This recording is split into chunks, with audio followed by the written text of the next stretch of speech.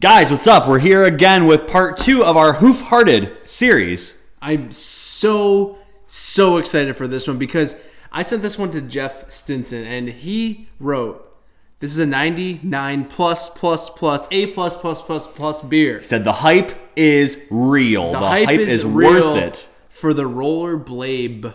Blabe. Glub, glub, glub, glub, glub, glub, glub, glub, glub, glub, glub.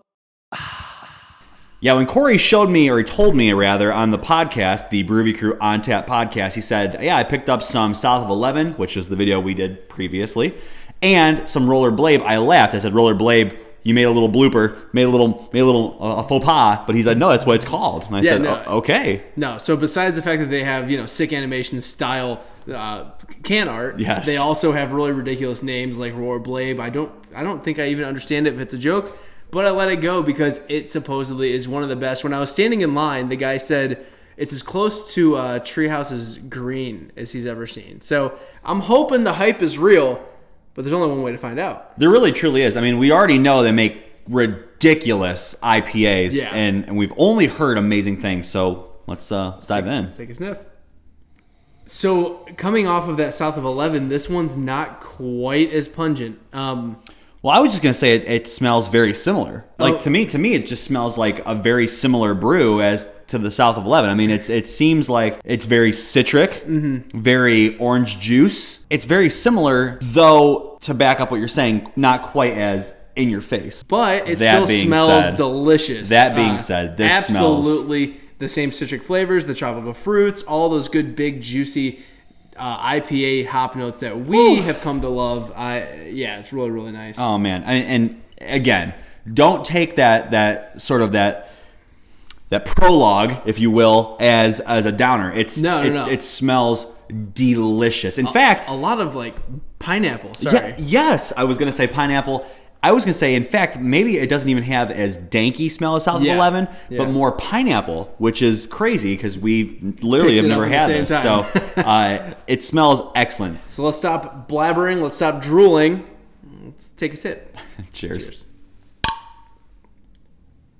Maybe we should have done this in reverse order, where we did South of 11 before or after Rollerblade, because I feel like my taste buds either are killed from that one or they're very, very similar to the point where I can't decipher anything gigantic here. You know what I'm saying? Like, I get that it tastes like a really nice fruity IPA, but nothing is like, boom, in my face, sticking out to me. I would just say it's just so good from start to finish. I mean, it has a great bittering. It's very drinkable. I love IPAs like this because the flavors are all really present.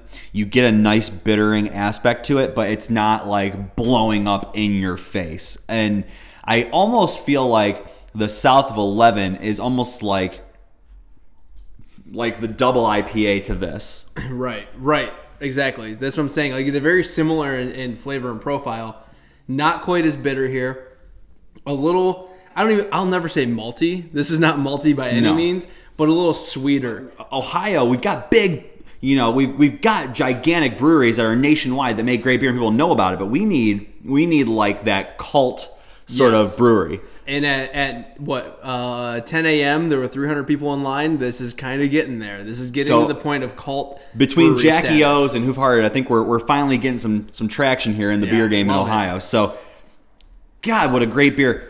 Great brewery. Literally everything we've had has just been so good. Yeah, really, really nice. I'm ready for my rating, though. Okay. But I'm going to throw it to you first, All right. See what you think. What do you think of Roller Blabe?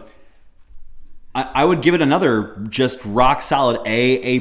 I mean, 95, I feel like is 94, 95, I think is good. I mean, I don't want anything more from it. Right.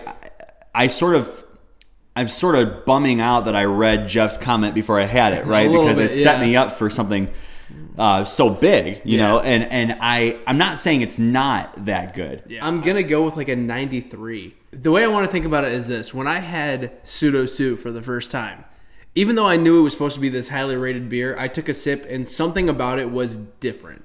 You know what I mean? Something about it was unbelievable. Mm-hmm. But it's so similar to the South of 11, but just in a lighter version, that nothing's really standing out and like grabbing my attention. But that being said, it's still a delicious, really, really solid IPA. Great after flavors, great drinking experience, great beer, really good.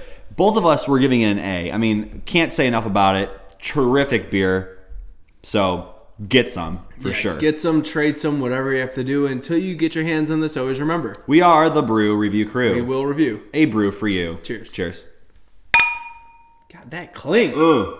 Yeah, you heard me bragging about that clink, but that's only because of the best glassware we have, which is Craft Loyal Glassware. If you go to craftloyal.com, use the promo code BRC15, you will get 15% off their entire site. Glassware, apparel, candles, soaps, whatever you want, you can get it. Check them out.